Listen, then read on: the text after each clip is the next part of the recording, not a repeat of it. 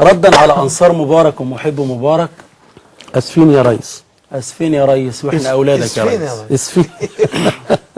الحرفوش بيقول لك اسفين، يعني هو بيجيب الهمزة من فوق. هو اسفين واسفين وكله. فردا عليهم بقول يا عم روح، كفاياك بقى ذل ومهانة. لو يوم ذكرت الله في عهده كانت إدانة، والذل كان سترك ودارك.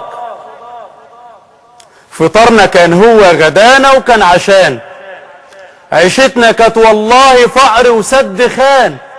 ولسه جاي بتقول مبارك، حسبي الله في اختيارك. يا عم روح، كفاياك بقى كذب وخيان. علمت نفسك تنحني وتكون جبان. قول لي اللي باعنا واشترى ما انتش معانا. ابعد بعيد، ابعد بعيد عن وشنا وارحل بعارك. اصلك ما شفتش واخده في ايديها البنات، بتمد ايدها في الزبالة تجيب حاجات. هتجيب منين وهتعمل ايه؟ ما الاب مات.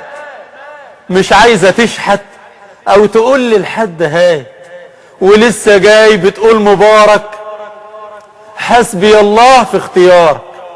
اصلك ما نمتش ليلة واحدة على الرصيف، ولا بعت اسمك وارتشيت علشان تجيب تمن الرغيف، ولا انضربت على القفا علشان ضعيف، ولا اتحبست كم سنة وتهمتك انك شريف. ولسه جاي بتقول مبارك، حسبي الله في اختيارك. اصلك ما شفتش اللي شفته بعيني بيشرب من المجاري، وصاحبنا نايم في القصور ولا هو داري.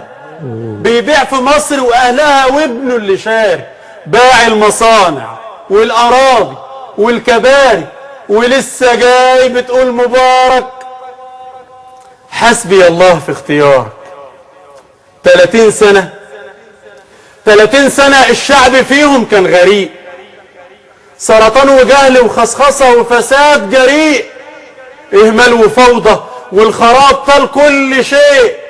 ولو همست تتنفي ولا حد يعرف لك طريق. ولسه جاي بتقول مبارك، حسبي الله حسبي الله في اختيارك.